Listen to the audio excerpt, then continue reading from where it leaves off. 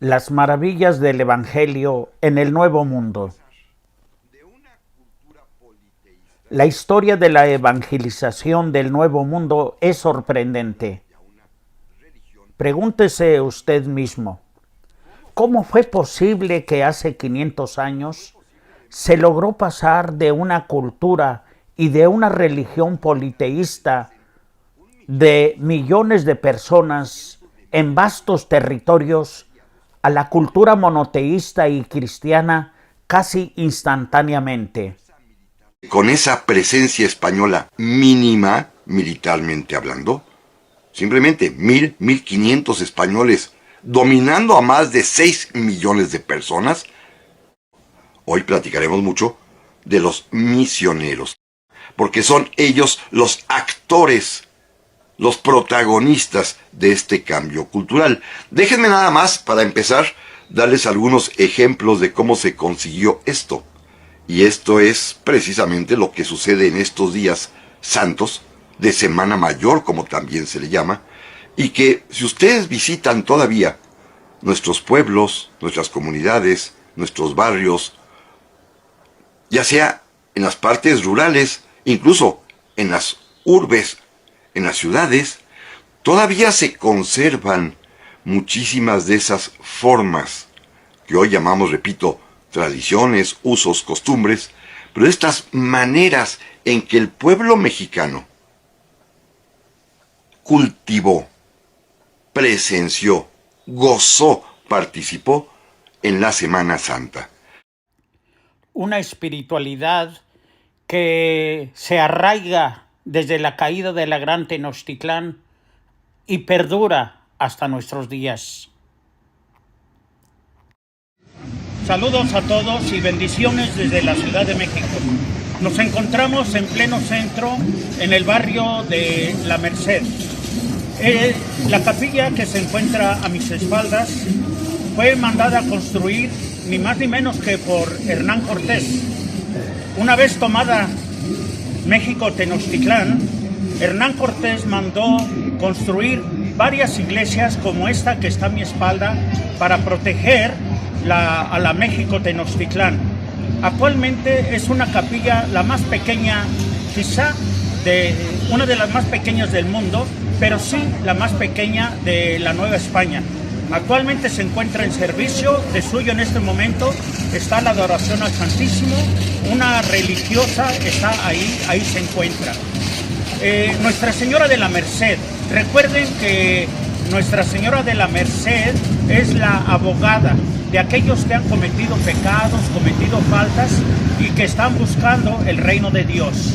Cuando Jesucristo habla acerca de la hipocresía de aquellos que se creen santos, les dice una frase muy fuerte: de verdad que las prostitutas y los publicanos los van a adelantar en el reino de los cielos.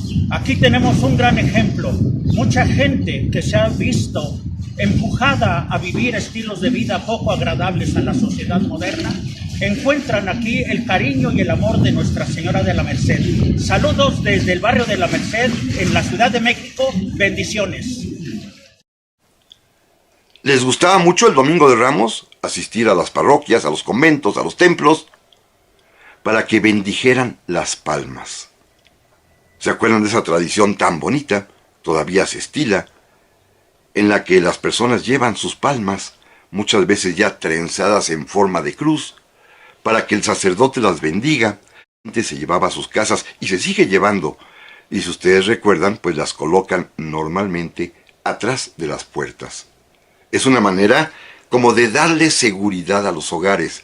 Esto sucede desde el momento mismo en la primera Semana Santa, allá por 1523-24, en que los misioneros comenzaron a participar, a interactuar con las poblaciones originarias. Bendecir las palmas, llevarlas el Domingo de Ramos a que el sacerdote les arroje agua bendita y después colocarlas detrás de las puertas, como un símbolo de garantía de seguridad para el hogar. Pero bueno, los días importantes de la Semana Santa, como ustedes bien lo saben, y que además provocaron un entusiasmo enorme a nuestros habitantes originarios. Fíjense, los misioneros tuvieron la destreza, la sensibilidad de poder identificar que en el pueblo y originario mexicano, sean mexicas, sean otomís, sean zapotecas, sean purépechas, sean mayas, había una especie de natural vocación al actuar, al estar en escena, al hacer cosas, a ser actores y protagonistas de eventos. Y esto, pues lo entendieron muy bien los misioneros y le dieron un sentido muy claro. E hicieron participar al pueblo, y el pueblo lo hacía gustoso en las diversas celebraciones de esta Semana Santa. Primero, la más sencilla, que causaba conmoción enormemente, que es la de jueves, el Jueves Santo, particularmente en la ceremonia que para ellos era conmovedora del lavatorio de pies. Mirar a 12 de los suyos, hombres y mujeres, a quienes el sacerdote, el misionero, se arrodillaba frente a ellos y les lavaba los pies. Para nuestros habitantes originarios esto era sumamente impactante. Era además también una especie de transmitirles el sentido de la humildad y de la propia pobreza del misionero, que no tenía ningún temor de arrodillarse frente a un macehual indígena, frente a una mujer indígena, para lavarle los pies. Y claro, la apoteosis, como todos sabemos, ocurre el día Viernes Santo, y hasta nuestros días en muchísimos barrios, en muchísimos pueblos.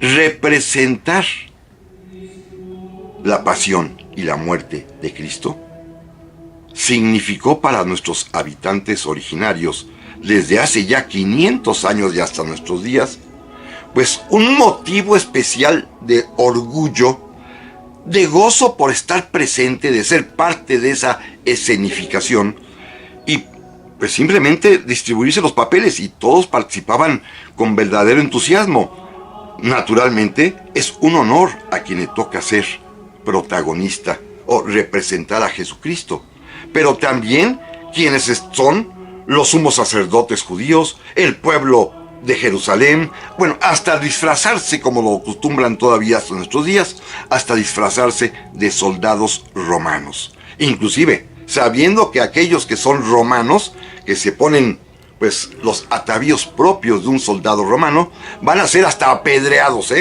lo hacen con muchísimo gusto.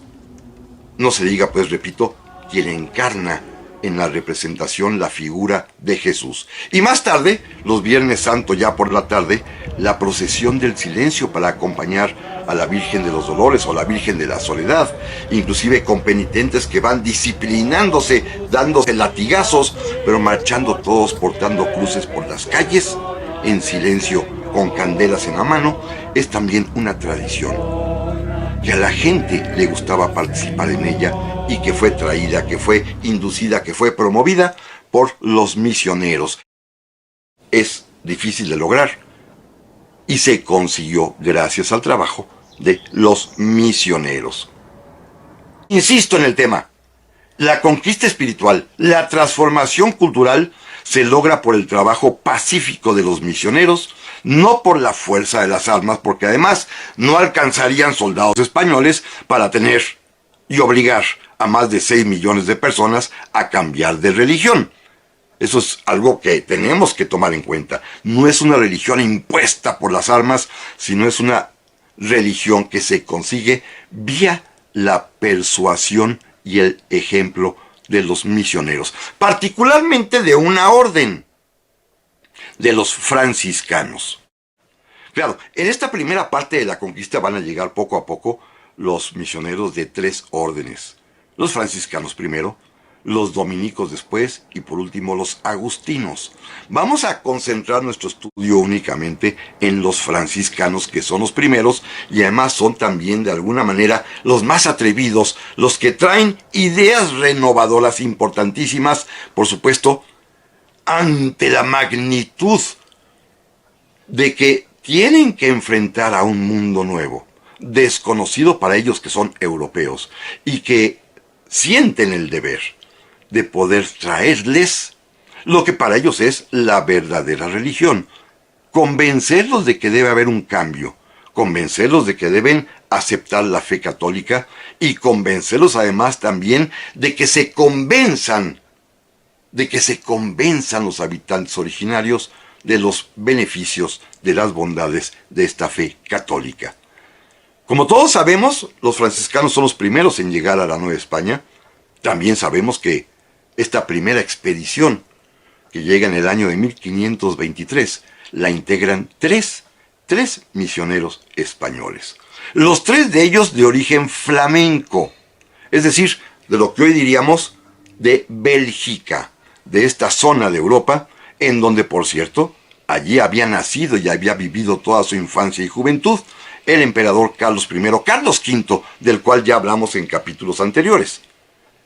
Él, flamenco también de origen, pues tenía mucha cercanía con los frailes franciscanos, que habían sido inclusive sus maestros, sus preceptores, pero a la conquista espiritual, a la evangelización, si ustedes quieren llamarla así, finalmente a este cambio de la mentalidad, cambio cultural que sucedió entre los habitantes originarios de la entonces ya llamada Nueva España hace 500 años, para transformarlos de una religión politeísta al monoteísmo católico. Y comentábamos hace unos momentos, que ahí nos quedamos, en que esto corresponde, está a cargo de los misioneros, particularmente, y que son los que vamos a examinar en este programa, de los misioneros franciscanos, recordando que llegaron tres primeros en 1523, Fray Juan de Ahora, Fray Juan de Tecto y Fray Pedro de Gante, que todos conocemos, y que son los tres de lo que podríamos llamar la nacionalidad flamenca, nacidos en lo que hoy es Bélgica, en donde en la ciudad de Gante estaban en un convento, y que además tenían cercanía con el emperador, rey de España Carlos I, emperador del Sacro Imperio Romano Germánico Carlos V, quien había nacido en Bruselas y había vivido toda su infancia y juventud allí en esa ciudad, y sus maestros, sus preceptores, habían sido precisamente franciscanos. Miren, son varias las circunstancias que concurren para que sean ellos, los franciscanos, además flamencos, los que vengan a la Nueva España. Primero, por supuesto, porque conocen al emperador, han sido sus maestros. Segundo, porque han educado al emperador, que esto es algo más importante todavía. Y además también lo han educado en una de las tradiciones modernas de la filosofía católica. Apenas en ese tiempo acaba de aparecer, unos años antes, un pensador, un filósofo, un sacerdote también flamenco, que revoluciona el concepto de la filosofía moderna y también revoluciona el concepto de lo que debe ser la Iglesia. Y me refiero, ustedes habrán oído hablar de él, a este gran filósofo crítico además de la propia Iglesia, que se llama Erasmo de Rotterdam. Un hombre que hoy llamaríamos de nacionalidad holandesa porque nació en Rotterdam, pero que forma parte de esa sección, de ese territorio llamado Flandes en aquel tiempo, que es la cuna de Carlos V. Erasmo ha influido muchísimo en los franciscanos de su tiempo y de su zona, los ha iniciado en un concepto de renovar, no solamente al franciscanismo para volver a los orígenes que había planteado el propio San Francisco de Asís, de la humildad y de la pobreza, sino que además ha criticado a la Iglesia Católica, diciendo que ya se había convertido en una especie de, lucro, lujo y, apariencia, y había abandonado la Iglesia que había fundado el propio Jesucristo, de la humildad también y de la pobreza. Si ustedes recuerdan, seguramente Erasmo escribió un libro muy famoso que en su tiempo fue todo un escándalo, que se llama Elogio de la Locura, que es una crítica a la Iglesia Católica, a la Iglesia cristiana en ese momento todavía. A Erasmo se le ha calificado inclusive como una especie de precursor del protestantismo, por la crítica terrible que hizo a la propia Iglesia en sus estructuras, pero al mismo tiempo es el que fomenta el regreso a los orígenes. y el que hace que los franciscanos también recapaciten y decidan volver al espíritu original de modestia, de humildad, de pobreza de San Francisco de Asís. Todo esto concurre para que Carlos V, que conoce a los misioneros franciscanos que viven en Flandes, que sabe de las ideas de Erasmo, que las comparte, decida dar el permiso para que sean precisamente estos 3 franciscanos los que vengan a la Nueva España. Uno de ellos, Fray Juan de Tecto, hay que decirlo, había sido confesor del propio Carlos V, pero además tenía en su haber que era un hombre sabio, porque había sido profesor de filosofía y de teología, fíjense bien, 14 años en la Universidad de París. Era un hombre pues con reputación de ser un sabio. Y hay otra circunstancia además que permite que sean los franciscanos los que vengan a la Nueva España. De estas circunstancias históricas, de las casualidades de la vida que no hay que dejar pasar a veces y que son importantes, porque Fray Pedro de Gante, fíjense bien, es tío bastardo del emperador. El abuelo del emperador por parte paterna, el abuelo de Carlos V, que lo platicábamos el otro día cuando hablábamos de las relaciones de México con Austria, es el emperador Maximiliano del Sacro Imperio Romano Germánico, que tiene como hijo a Felipe el Hermoso, que va a morir, y como nieto a Carlos V. Bueno, Felipe el Hermoso tiene un medio hermano que no sabe que existe, porque él muere pronto, pero porque Maximiliano, el papá, el abuelo de Carlos V, tuvo por ahí una aventurilla y con esta mujer tuvo un niño que se llama Pedro, que desde chiquito lo mandan a un convento y se va a convertir en el paso de los años en Pedro de Gante. Pero Carlos V sí sabe que ese señor, Pedro de Gante, es su tío. No en línea directa, sino en la línea, con esta palabra fea que usaba en aquel tiempo, en la línea bastarda. Pero se conocen y se llevan bien.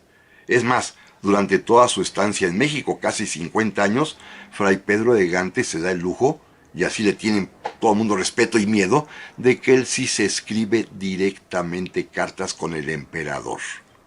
Así que a su tío bastardo, a quien estima, también lo manda a México. Llegan estos 3 primeros, Fray Juan de Tecto, Fray Juan de Ahora, Fray Pedro de Gante, llegan a la Ciudad de México en el año 1523.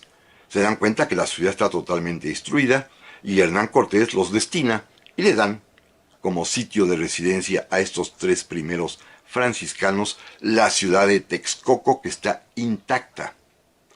Recuerden que los texcocanos, que originalmente eran aliados de los aztecas, finalmente se rebelaron contra ellos y se convirtieron, gracias a sus caudillos, Fernando de Alba y Ixtlilxóchitl, fundamentalmente, en aliados de Cortés. Bueno, el propio Ixtlilxóchitl recibe a los 3 franciscanos, que son impactantes, Todo mundo lo ve. Los miran con su sayal, con su hábito viejo, descalzos, y se dan cuenta que los propios españoles, comenzando por Hernán Cortés, se arrodillan frente a ellos y les besan las manos. Bueno, Ixtlilxóchitl les da como residencia y donde se funda el primer convento franciscano en México, en la ciudad de Texcoco, el antiguo palacio de Nezahualcóyotl. Ahí los instala. ¿A qué se dedican estos 3 misioneros? Pues están impactados, Tecto, Ahora, Gante, pues están viendo un mundo absolutamente nuevo. Se dedican a pasear, a caminar, a tratar de averiguar, y descubren algo fundamental. Para poder predicar la fe cristiana, para poder llevarles la buena nueva del mensaje de Cristo a texcocanos, a mexicas, a tlaxcaltecas, lo más importante de todo es poder aprender las lenguas que se hablan en la tierra. Y este es el primer gran paso cultural. Fíjense lo interesante, no se obligó a los habitantes originarios a hablar español. Al contrario, los misioneros españoles se obligaron a hablar las lenguas indígenas.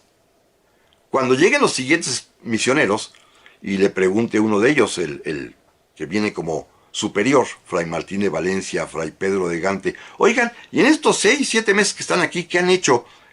Pues los misioneros, Gante, Tecto, ahora le responden, aprendiendo algo que no nos enseñó San Agustín, una nueva teología, ¿cuál? Aprender la lengua del lugar. Sin eso no se puede. Y los tres, porque eran sí, muy empeñosos e inteligentes, en poco tiempo aprendieron a hablar el náhuatl. Fray Pedro de Gante, por supuesto, lo va a dominar, es el que más va a vivir. Los otros dos morirán muy temprano, ya eran hombres mayores, pero Fray Pedro de Gante, que decía yo hace un rato, va a sobrevivir casi medio siglo aquí en la Nueva España. Es un hombre que va a dominar perfectamente bien el idioma náhuatl, que es el que se comunica con todos sus feligreses.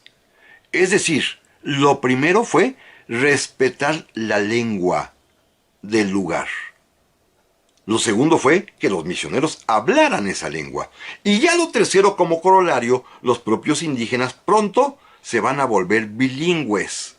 Pero esto por otras necesidades. Por ejemplo, para poder trabajar o para poder comerciar, pues ellos mismos van a ver la necesidad de aprender el castellano. Pero en un principio, son los misioneros los que hablan el náhuatl. Así, al poco tiempo, ya para 1524, en el mes de junio, va a llegar una segunda expedición o un segundo grupo de franciscanos ya enviados desde España, todos ellos ya de origen español, pertenecientes a una rama franciscana reformada, que eran los seguidores de Erasmo de Róterdam, los que querían una iglesia renovada, nueva, fresca, conforme al espíritu original de Jesucristo, una iglesia de pobres, una iglesia de humildad, una iglesia en la cual no hubiera la soberbia lujosa en que había caído la iglesia cristiana allá en Europa. Llegan estos 12, que todos hemos oído hablar de ellos, encabezados por Fray Martín de Valencia, y entre los que viene uno que va a ser muy importante, Fray Toribio de Benavente, aquel que por su forma de andar tan humilde, por andar descalzo, con su hábito todo raído, los indios llamaron Motolinia, y él quiso llamarse así siempre, Motolinia. Pero déjenme ir al tema fundamental, importantísimo, que es el encuentro ya de los misioneros franciscanos, estos 12 que llegan en la segunda generación, más los 3 que ya estaban aquí en México, cuando deciden, en junio de 1524, como primera medida, como primera decisión importantísima, fíjense amigos, esto es vital, sin soldados, convocar a una junta, a una reunión, a un coloquio, como ellos le llamaron, a los señores, es decir, a los caciques, a los nobles mexicas, aztecas que todavía existían, que habían sobrevivido a las batallas de 2 años antes, 3 años antes, cuando convocan también a los antiguos sacerdotes de la religión mexica, de la religión azteca, cuando convocan a lo que ellos llaman los principales, los señores, y se junta una veintena, unos 20 de estos señores aztecas, de estos señores mexicas, entre nobles, entre antiguos dirigentes, entre jueces, entre sacerdotes, en fin, inclusive los familiares sobrevivientes de Moctezuma y de Cuauhtémoc.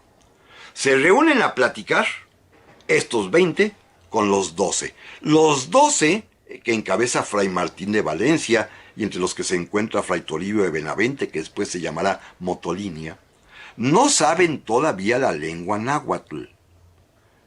Los que ya la saben y los que más o menos la dominan son, por supuesto, los 3 frailes originales franciscanos que llegaron, Fray Juan de Ahora, Fray Juan de Tecto y Fray Pedro de Gante, quienes fungen más o menos de intérpretes traductores.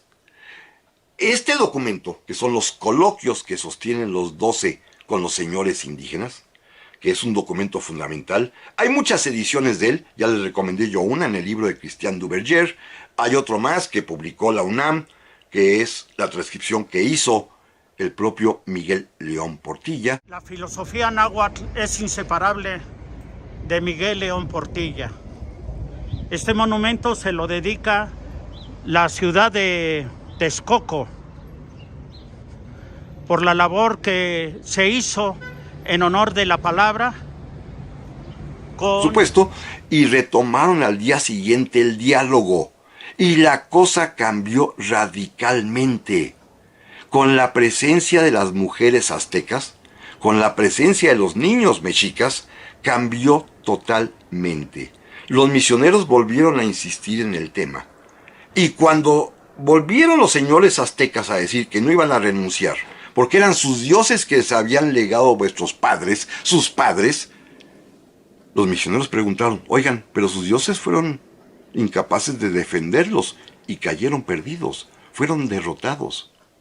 Y no por españoles, por españoles y por miles de indios aliados.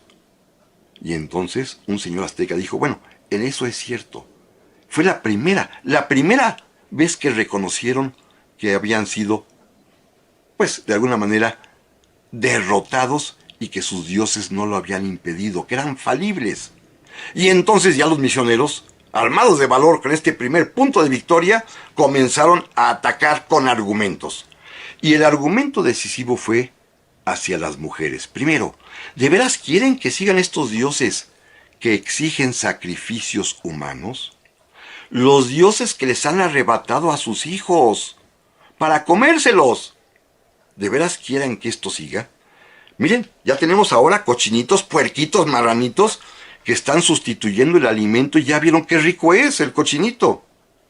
Primer argumento capital, las mujeres inmediatamente aceptaron que lo más doloroso de la religión había sido que se arrebataban los hijos para el sacrificio. Ellos no, porque eran aztecas, pero sí comprendían lo que sufrían las mujeres texcocanas, tlaxcaltecas, huejotzingas, otomís, zapotecas, a quienes se les exigían hombres, jóvenes, para el sacrificio humano. Las madres se quedaban sin hijos. Y segundo argumento capital que emplean los misioneros. Oigan, ustedes, todas son las esposas de un señor. Pues sí, somos en este caso 13, en este caso 17, en otro caso nada más 4. Pues fíjense que la religión nueva, que además pide un solo Dios, también exige una sola mujer. Ya no va a haber poligamia. Un señor ya no va a tener muchas esposas, sino solo una. Y esto, que ellas estaban acostumbradas a la poligamia, a ser varias mujeres las de un hombre, las propias mujeres son las que se rebelan y se dan cuenta que más vale ser la única. Es una decisión de las mujeres.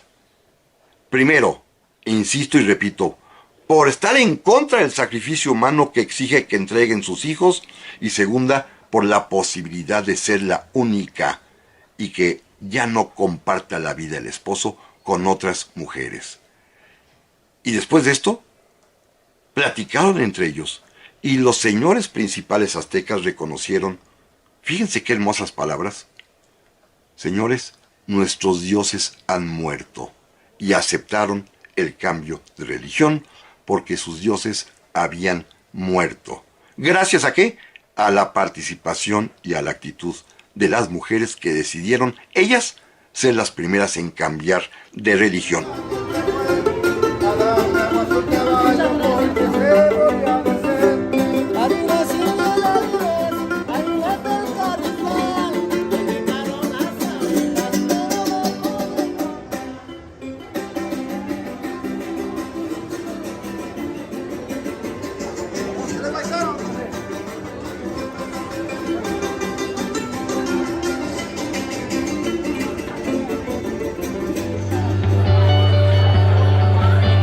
Diálogos. La realidad a través de la palabra.